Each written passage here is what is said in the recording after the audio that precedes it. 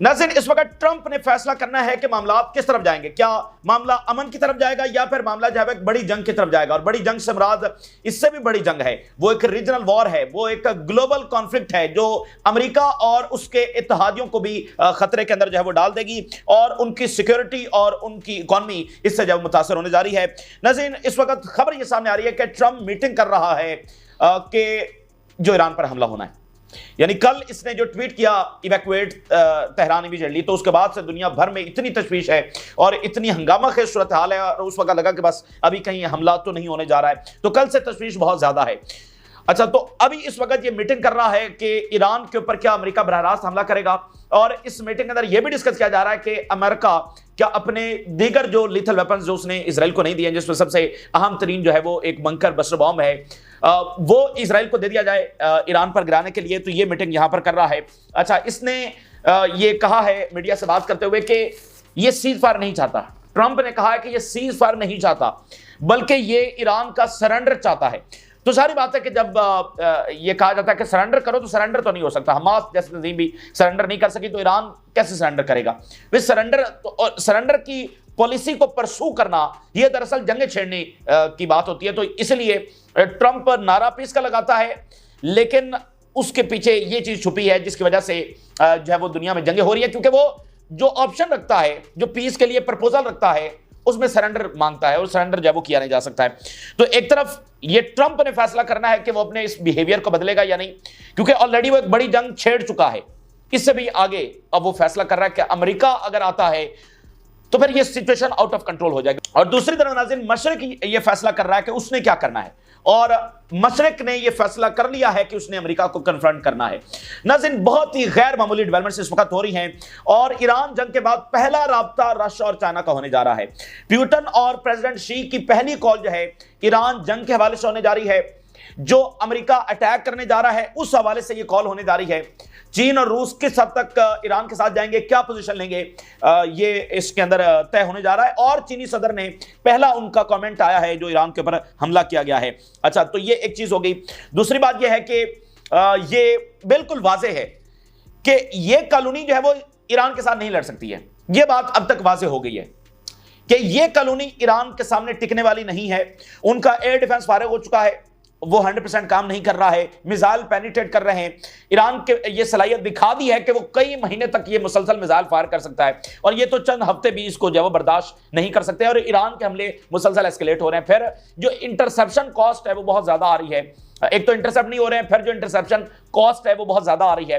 फिर आप देखिए कि सब इससे पीछे हट रहे हैं। अब जो शिपिंग कंपनीज हैं उन्होंने अपनी जो कॉस्ट है वो इजराइल जाने के लिए बहुत ज्यादा अनप्रेसिडेंटेड लेवल के ऊपर बढ़ा दी है।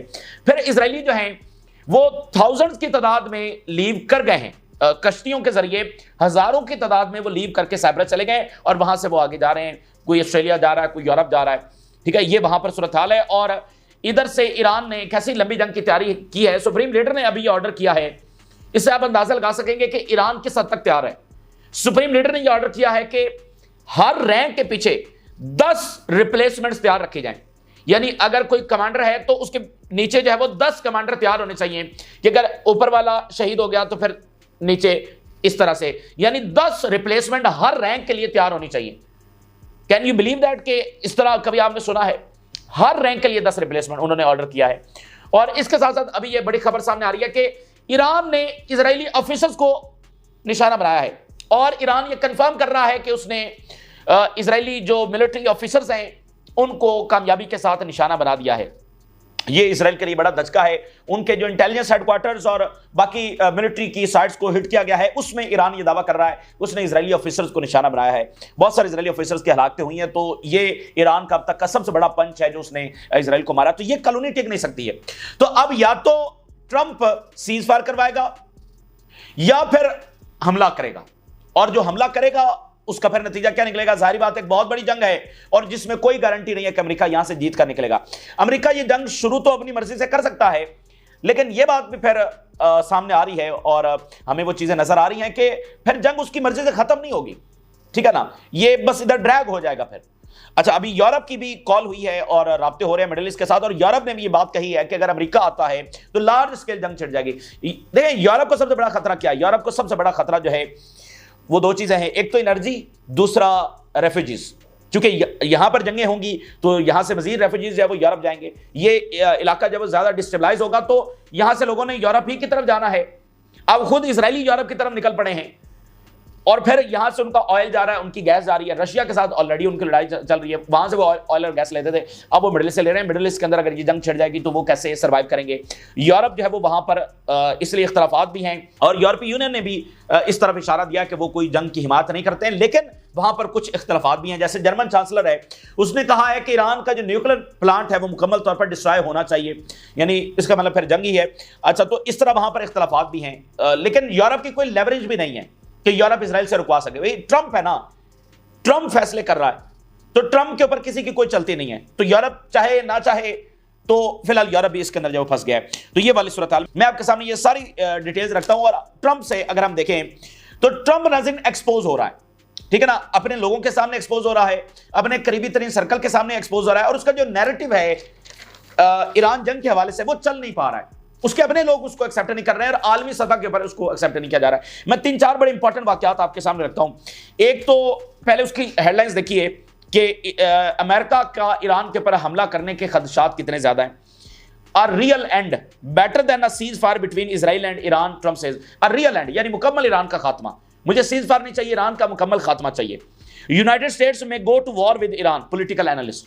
तो ये खदशात जो बहुत ज्यादा है। अब जरा आप देखिए कि ये कैसे वहां पर आइसोलेट हो रहा है, कैसे वहां पर ये एक्सपोज हो रहा है और ईरान के हवाले से जो नैरेटिव बनाया जा रहा है वो चल नहीं पा रहा है।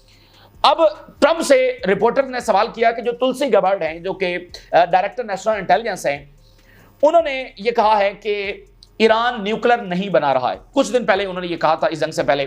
तो रिपोर्टर ने कहा कि आपकी डायरेक्टर नेशनल इंटेलिजेंस, जो कि 18 अमेरिकन एजेंसीज के सरबराह हैं, मतलब दुनिया में सबसे ज्यादा इन्फॉर्म्ड पर्सन आप उनको कह सकते हैं, और जो भी अमेरिकी सदर ने भी फैसला करना है वो डायरेक्टर नेशनल इंटेलिजेंस के बगैर नहीं हो सकता। उसने बताना है ना कि ये इंटेलिजेंस है। ये कोई अमेरिकी सदर या कोई भी सदर या वज़ीर आज़म वो तो नहीं जाकर देख के आता, उसको इंटेलिजेंस हेड बताता है ना कि क्या हो रहा है क्या नहीं हो रहा।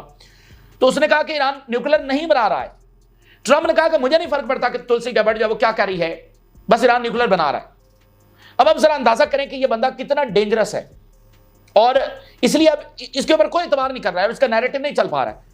यानी एक डायरेक्टर नेशनल इंटेलिजेंस कह रही है कि वो न्यूक्लियर नहीं बना रहा है और कहता है मुझे फर्क नहीं पड़ता क्या कह रही है। तो तुम्हारे पास ये कैसे इंफॉर्मेशन आई? अगर तुम्हारी इंटेलिजेंस हेड के पास ये इंफॉर्मेशन नहीं है, जो तमाम एजेंसी CIA की, FBI की, सारी एजेंसी की सरबराह है, तो तुमने ये इंफॉर्मेशन कहां से ले ली? ठीक है, नेतन्याहू ने तुम्हें बताया कि वो न्यूक्लियर बना रहे। अच्छा, अगली बात आप देखिए, CNN ने रिपोर्ट छाप दी है, CIA की इंटेलिजेंस रिपोर्ट CNN ने छाप दी है। इस वक्त अगर आप आलमी मीडिया देखते हैं तो, और ट्रंप से बार बार पूछा जाता है कि जंग क्यों की जा रही है, अमेरिका इस जंग में अगर जा रहा है तो वो क्यों जा रहा है, इसराइल क्यों हमले कर रहा है, तो वो एक ही बात करता है कि वो न्यूक्लियर नहीं बना सकते। यानी यहां पर उनकी प्लेबुक न्यूक्लियर है, तो उसको एक्सपोज करना जरूरी है। Israel nuke hype versus US intelligence, no active Iranian weapon plan. ये CNN ने रिपोर्ट छाप दी है, अमेरिकन इंटेलिजेंस की, CIA की रिपोर्ट CNN ने छाप दी है कि ईरान तो न्यूक्लियर बना नहीं रहा। तो ये मामला वहां पर गड़बड़ हो गया कि आप न्यूक्लियर की बुनियाद पर वहां पर ये जंग छेड़े हैं और मजीद वहां पर खुद हमला करने जा रहे हैं। अच्छा, इसके बाद ट्रंप ने जो उसकी अपनी बेस है ना, यानी मागा वाली जो बेस है, वो मुकम्मल तौर पर डिस्ट्रॉय कर दी। ये वहां पर तेजी के साथ आइसोलेट हो रहा है और अमेरिकन पहली बार एक जंग के हवाले से इतनी ज्यादा मजामत कर रहे हैं कि वो जंग के शुरू होने से पहले उसकी मजामत कर रहे हैं। अब आप देखिए कि टकर कार्लसन जो ट्रंप का बहुत करीबी रहा है, इसका बड़ा किरदार है, जैसे इलोन मस्क का बड़ा किरदार, टकर कार्लसन का बड़ा किरदार है। टकर कार्लसन कई महीनों से बात कर रहे हैं कि ईरान की जंग ये बड़ी तबाहकुन होगी अमेरिका के लिए। अब जरा ट्रंप ने अभी कुछ देर पहले टकर कार्लसन के हवाले से ट्वीट किया है, somebody please explain to kooky Tucker Carlson that Iran can not have a nuclear weapon. अब मतलब उसको इंसल्ट भी किया है और हर जगह ये बात कि ईरान न्यूक्लियर नहीं बना सकता, और CIA की इंटेलिजेंस कह रही है कि वो तो बना ही नहीं रहे, ठीक है ना, और तुलसी गबार्ड कह रही है कि बनाए। अब वहां पर यानी अमेरिका के अंदर क्या माहौल है? अमेरिका के अंदर जो ट्रंप का ये नैरेटिव है उसको नहीं माना जा रहा। दुनिया ने तो क्या माना है, खुद अमेरिकन नहीं मान रहे। अब अमेरिकन वहां पर ट्रंप के जो पुराने ट्वीट्स हैं वो खुद ला कर सामने रख रहे हैं। इसमें वेरी इंपॉर्टेंट, मैं एक ट्वीट आपके सामने रखता हूं और मौजूदा सूरत हाल के हवाले से ये कितना रेलिवेंट है, और अमेरिका यहां से जीत कर निकलेगा या हार कर निकलेगा, ये कितना रेलिवेंट है। ये ट्वीट 2019 के अंदर इसने ये ट्वीट किया था। The United state has spent $8 trillion fighting and policing in the middle east, ये जो मिडिल ईस्ट की हम पुलिसिंग करते रहते हैं और जो जंगें हमने लड़ी हैं, $8 ट्रिलियन हमने वहां पर गवाए हैं। Thousands of our great soldiers, हजारों हमारे फौजी वहां पर मारे गए हैं। Have died or badly wounded, millions of people have died, और वहां के जो मिडिल ईस्ट के लोग हैं मिलियंस की तादाद में वो जानों से गए हैं। On the other side, going into the middle east is the worst decision ever made. ये इसका अपना ट्वीट है और वो मागा वाले और सारे अमेरिकन वो इसको शेयर कर रहे हैं और ये ट्रेंड कर रहा है वहां पर ट्वीट। यानी इसकी अपनी जुबानी ये कह रहा है कि मिडिल ईस्ट की जंगों में जाना अमेरिका के लिए सबसे ज्यादा तबाहकुन रहा है, इससे बुरा फैसला कोई अमेरिका के लिए हो नहीं सकता। तो खुद ये सबसे पहले जो जंग इसने छेड़ी है वो मिडिल ईस्ट की जंग है। तो ये अपनी जुबानी इस बात को मानता है कि मिडिल ईस्ट में आकर तबाही होनी है। और अब जब अमेरिका की वो मिलिट्री माइट नहीं है, अब अमेरिका जब इतना मकरूज हो चुका है जो 2001 के अंदर नहीं था, और बहुत सारे इश्यूज हैं, और चाइना राज कर चुका है, दुनिया बदल चुकी है, और यूनिपोलर वर्ल्ड नहीं है, तो अब अगर अमेरिका इस जंग के अंदर आता है तो मजीद उसको क्या नुकसान है। मैं सिर्फ आपके सामने क्या चीज स्टैब्लिश कर रहा हूं, यानी ट्रंप को ये सारी चीजें रोक नहीं सकती हैं क्योंकि उसका सेंस से कोई लेना देना नहीं, उसके कोई लॉजिकल चीज से लेना देना नहीं है, ठीक है ना। अगर कोई सेंसिबल शख्स होगा, कोई स्टेट्समैन होगा, तो उसको पता लग जाएगा कि ये चीजें हमारे लिए फायदेमंद नहीं है, तो वो पीछे हट जाएगा। तो ट्रंप जो फैसले कर रहा है वो कौन सा कोई सेंसिबल है या लॉजिकल है। मैं सिर्फ आपके सामने ये नुकता एस्टैब्लिश कर रहा हूं कि ये इराक नहीं है, ये अफगानिस्तान नहीं है जिसमें के इराक सद्दाम हुसैन आइसोलेटेड है, सबका कंसेंसस है रीजन में भी, इंटरनेशनल सतह के ऊपर भी, यूरोप में भी, अमेरिका के अंदर भी कि सद्दाम हुसैन को डिस्ट्रॉय करना है, इराक को डिस्ट्रॉय करना है।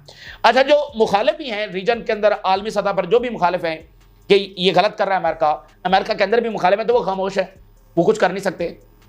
आज मॉडर्न मीडिया है, आज इंफॉर्मेशन का फ्लो ज्यादा है। उस वक्त नेतन्याहू कांग्रेस में बैठकर कह रहा है कि weapon of mass destruction Iraq के पास है।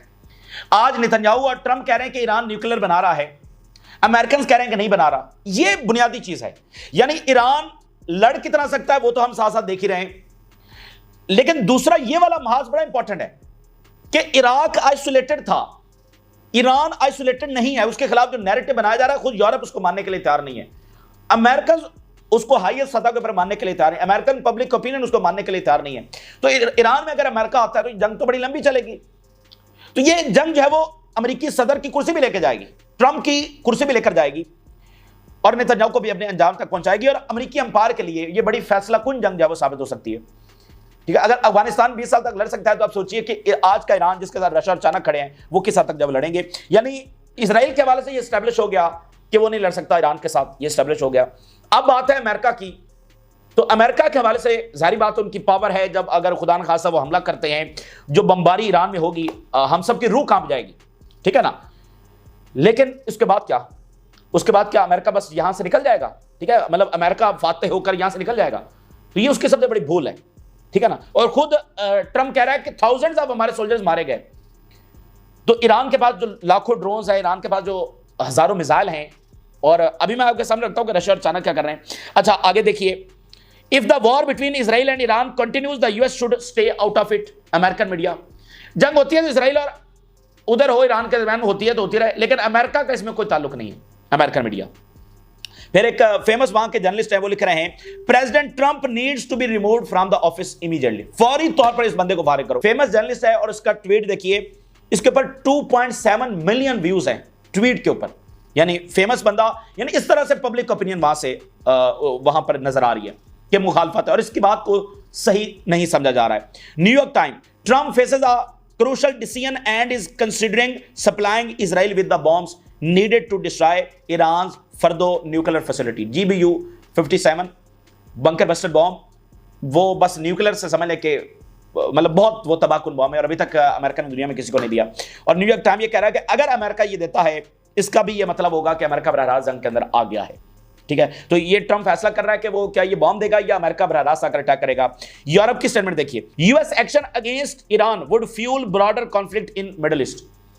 इराक के वक्त ये खतरा नहीं था कि स्ट्रेट ऑफ हॉर्मुज़ बंद हो जाएगा, रीजनल वॉर छिड़ जाएगी, इस रीजन का ऑर्डर गिर जाएगा, ये क्राइसिस जो है वो यूरोप तक फैल जाएगा। उस वक्त इमिग्रेशन का भी इशू नहीं था, इकोनॉमी का भी वो इशूज नहीं थे, वो दुनिया और थी।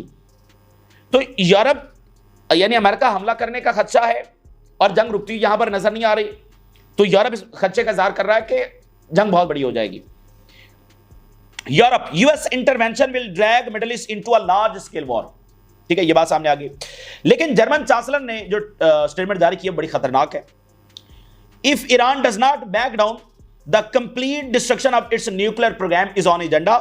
Israel can not destroy Iran nuclear program alone. ये वेरी इंपॉर्टेंट बात है। वो कैसे? अब हमें ये तो स्टैब्लिश हो गया कि ये न्यूक्लियर का मामला नहीं है, ईरान न्यूक्लियर को परसू ही नहीं कर रहा। तो फिर ये जो जर्मन चांसलर कह रहे हैं कि ईरान को डिस्ट्रॉय होना चाहिए, तो वो किस चीज को डिस्ट्रक्शन की बात कर रहे हैं और वो किसके खिलाफ जंग है? देखें, जर्मनी का क्या ताल्लुक ईरान से? तो ये मामला यहां रशिया के साथ है, ठीक है ना, ये यहां रशिया के साथ है, क्योंकि ईरान रशिया की हेल्प कर रहा है। और फिर जर्मनी ये कह रहा है कि इजराइल अकेला ईरान का न्यूक्लियर प्रोग्राम तबाह नहीं कर सकता। तो इसका क्या मतलब है? इसका मतलब यह है कि हमें उसके साथ जाना चाहिए। तो इसलिए एक जंग जो जारी है, जो एस्केलेट हो रही है, लेकिन उसमें इंटरनेशनल प्लेयर्स किसी भी वक्त एंटर हो सकते हैं। अगर वो एंटर होंगे तो और बड़ी तबाही और इंसानियत के लिए नाकाबिले तलाफी नुकसान जो है वो उसकी तरफ दुनिया को धकेलेंगे, और इसके खदशात बहुत ज्यादा हैं। और जो माइक हॉकवे है, अमेरिकी एम्बेसडर टू इजराइल, उसने एक मैसेज भेजा है ट्रंप को, और बड़ा वो इमोशनल मैसेज, और बड़ा उसने एक खास अंदाज में, जैसे पहले खुशामद भी होती है, फिर उसमें रिलीजन का टच भी डाला गया है, और उसमें मतलब वो इतना खतरनाक है। मैं उसकी सिंपल ये है कि अगर इजराइल को बचाने के लिए दुनिया भी मिटा देनी पड़े तो मिटा दो, दुनिया पर न्यूक्लियर भी गिराना पड़े तो गिरा दो, मतलब इस अंदाज के अंदर उसने बात की है। तो वहां पर लॉबी भी इस तरह से मुतारिक है। मागा वाले वहां पर हैं, तो इजरायली लॉबी, मागा वाले, पब्लिक ओपिनियन, तो ये एक इस वक्त वहां की सूरत हाल है। और इसके नैरेटिव को, यानी ये मुट्ठी भर यही ज़ानिस्ट जो है वो जारी बात है उसको बढ़ा रहे हैं, लेकिन उसको अक्सरियती तौर पर कोई कबूलियत नहीं मिल रही है। अब नाज़रीन, इसके मुकाबले में यहां मशरिक ने फैसला करना है कि वो क्या करेगा। ईरान लड़ लेगा इसराइल से, किसी को आने की जरूरत नहीं है, ये बात साबित होगी, जो पहले 24-48 घंटों में किसी और अंदाज से दुनिया देख रही थी। अब वाज़ेह हो गया कि Iran is enough to fight with Israel. वो जितनी मर्जी पावर इस्तेमाल कर ले इजराइल, ईरान लड़ लेगा। अगर अमेरिका आता है तो फिर रशिया की पोजीशन क्या होगी, और चाइना की क्या होगी, और नॉर्थ कोरिया की क्या होगी, और ओवरऑल ईस्ट की पोजीशन क्या होगी। और सब चुके जंग में ड्रैग हो सकते हैं, जंग लार्ज स्केल लेवल पर हो सकती है, सबके मफादात खतरे में आएंगे, तो दुनिया ने क्या पोजीशन, ये मशरिक ने फैसला करना है। और इसमें इंपॉर्टेंट बात यह है कि प्यूटन ट्रंप के साथ इंगेज कर रहे थे और ईरान के हवाले से उनको कमिटमेंट दे रहे थे कि ईरान न्यूक्लियर नहीं बनाएगा। तो प्यूटन के साथ भी असल में धोखा हुआ है, प्यूटन के साथ भी दो नंबरी हुई है। प्यूटन ने आगे ईरान को कन्वे किया हुआ था, तो इसलिए अब मशरिक, और जर्मनी कह रहा है कि ईरान को तो तबाह कर देना चाहिए। अब जर्मनी क्यों कह रहा है ईरान? क्योंकि रशिया का साथ दे रहा है ईरान।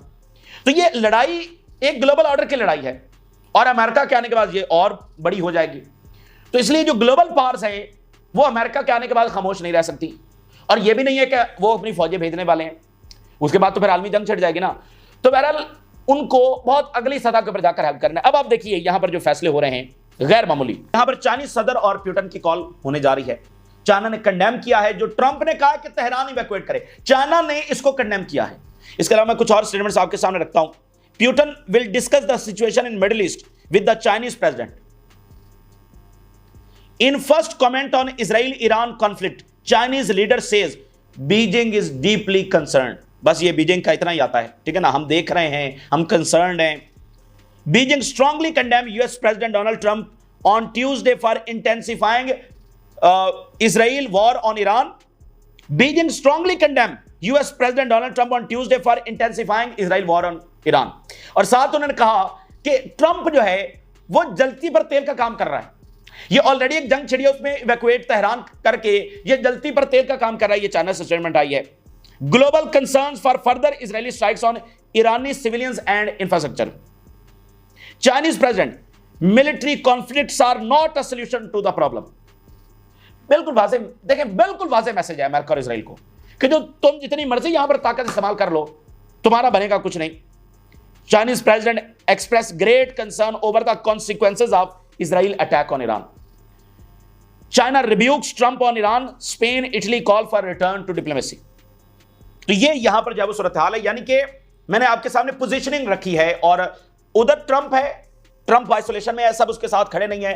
ट्रंप इकलौता फैसले कर रहा है और डेंजरसली फैसले कर रहा है, चीजों को डेंजरसली देख रहा है, कह रहा है कि ईरान को सरेंडर करना होगा। भाई ईरान क्या सरेंडर करेगा? तो इधर से मशरिक ने फैसले करने।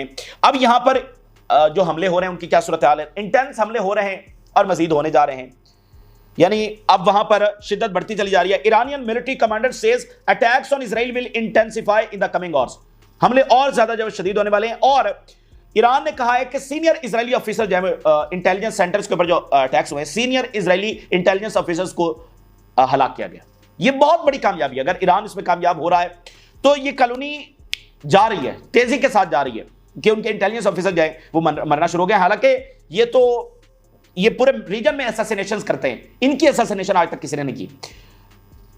और फिर वो कह रहे हैं कि रीसेंट बैलिस्टिक मिसाइल जो है वो उन्होंने ग्रेट इंपैक्ट क्रिएट किया। जो अभी इस वक्त मिसाइल आसमान में हैं भी सही और गिर रहे हैं, तल अवीव में इस वक्त धमाके हो रहे हैं, हाइफा में इधर उधर, पीछे से मजीद मिसाइल भी आ रहे हैं। वो कह रहे हैं कि कमिंग आवर्स में और ज्यादा शदीद होने वाले हैं। और जो इंटरसेप्शन कॉस्ट है वो बहुत ज्यादा बढ़ गई है। अब जो नाज़रीन स्टैट सामने आ रहे हैं कि इंटरसेप्शन के लिए उधर से अगर 100 मिसाइल आते हैं तो इनको $600 मिलियन का नुकसान हो रहा है। $600 मिलियन का खर्चा आ रहा है सिर्फ मिसाइल के इंटरसेप्शन में, बाकी खर्चा अलग है। $600 मिलियन, मुझे बताइए कितनी देर बर्दाश्त करेंगे। और शिपिंग कंपनीज हैं उन्होंने रेट्स हाई कर दिए हैं। अगर इजराइल की तरफ आपने सामान भेजना या मंगवाना है, उन्होंने रेट्स हाई कर दिए हैं। एयरपोर्ट्स बंद हो चुके हैं। इजरायली कश्तियों के जरिए अब थाउजेंड्स ऑफ इजरायली जो है उनकी रिपोर्ट्स आ रही हैं। और जो इजरायली गवर्नमेंट है उन्होंने एक अजीबोगरीब अनाउंसमेंट की है। उन्होंने कहा जो फॉरेनर्स हैं, जो टूरिस्ट आए हुए हैं, तो वो तो चले जाएं, लेकिन हम इजरायलियों को नहीं जाने देंगे यहां से। आप जरा अंदाजा करें कि इन्होंने जंग मुसल्लत की है। कहते हैं इजरायलियों को नहीं जाने देंगे। अब वो क्या खतरा है, ये थोड़े से, अगर ये 2-4 लाख निकल गए तो फिर क्या होगा। क्योंकि जब ये यहां पर अनाउंस हुआ था कि इजराइल यहां पर बनने जा रहा है, वहां से ये नहीं आ रहे थे। वो तो वर्ल्ड वॉर 2 की वजह से आया ना, कि वहां पर जो यूरोप के अंदर हालात पैदा हो गए, वरना ये आने के लिए तैयार नहीं थे। और ज़ायनिस्ट लीडर जो है वो बहुत गुस्से में थे कि हम यहां पर इजराइल बनाने जा रहे हैं और ये वापस आने के लिए तैयार नहीं है। तो अब ये इनको खतरा है कि अगर ये यहां से निकल गए तो फिर क्या होगा। और वो तो यहां पर आए थे, वो सेटलर्स हैं जो उनको सहूलियात और सारी मराहत मिलती हैं और जमीनें छीन कर उनको दी जाती हैं, तो वो तो यहां पर बम खाने के लिए नहीं रुकेंगे।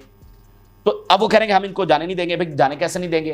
तो ये उनकी इस वक्त की हालत है। और इस वक्त जो थर्ड सिस्टम है वो इंटरसेप्ट कर रहा है ईरानी मिसाइल और ड्रोन्स को, यानी कोशिश कर रहा है, यानी अमेरिकी डिफेंस सिस्टम। और इसके अलावा दीगर जो उनके एसेट्स हैं, official admit US assets were used to intercept Iranian missiles. इसके अंदर भी अमेरिका का पैसा जो है वो खर्च हो रहा है, ठीक है ना। अमेरिकी थर्ड है और अमेरिकी ये सारे सिस्टम्स हैं। तो ट्रंप जो है वो अमेरिकी इकॉनमी को भी खतरे में डाल रहा है, अमेरिकी सिक्योरिटी को भी, अमेरिकी ऑर्डर को भी। इसके बाद रीजन चलेगा अमेरिका के साथ। तो बात इराक जंग और था, वो दुनिया और थी, आज का मामला जब कुछ और है। तो हम देख रहे हैं कि ट्रंप के फैसले ग्राउंड रियलिटीज पर नहीं है, सेंस के ऊपर नहीं है, लॉजिक के ऊपर नहीं है, दुनिया के हालात के मुताबिक नहीं है, एरोगेंस के ऊपर है। और सिर्फ इस बात के ऊपर है कि आज भी दुनिया पर सिर्फ और सिर्फ उन्हीं का रूल है, उन्हीं का कब्जा है, अनक्वेश्चन है। वो चाहे जाएंगे किसी भी मुल्क में जाएंगे उसको डिस्ट्रॉय कर देंगे, कोई उनको पूछने वाला नहीं है। तो बस ये है, इसके अलावा कुछ भी नहीं है। तो अब ये कैसी जंग होगी कि अगर इनकी कैलकुलेशंस के मुताबिक रिजल्ट्स ना निकले तो ये फिर वो जंग होने जा रही है कि जिसमें इनके ऑर्डर का मुकम्मल खात्मा हो जाएगा, ठीक है ना। जैसे बरतानिया ने हमला किया था इजिप्ट के ऊपर और अमेरिका ने प्रेशर डाला और बरतानिया को निकलना पड़ गया, तो वो ऐसी जंग हुई कि बरतानिया के ऑर्डर का मुकम्मल खात्मा हुआ। अमेरिका जो है वो एक बड़ी पावर के तौर पर बरतानिया से भी बड़ी पावर इमर्ज किया। दुनिया ने देखा कि भाई बरतानिया को प्रेशराइज कर सकता है अमेरिका, तो अब अमेरिका मतलब उससे बड़ी, उससे पहले बरतानिया ही था। तो कुछ ऐसी जंगें होती हैं, तो ये भी एक ऐसी ही जंग साबित हो सकती है। ये इस वक्त की ताज़ा तरीन सूरत हाल है जो आपके साथ शेयर किया। आपने राय ज़रूर करें। इजाज़त दीजिए। अल्लाह।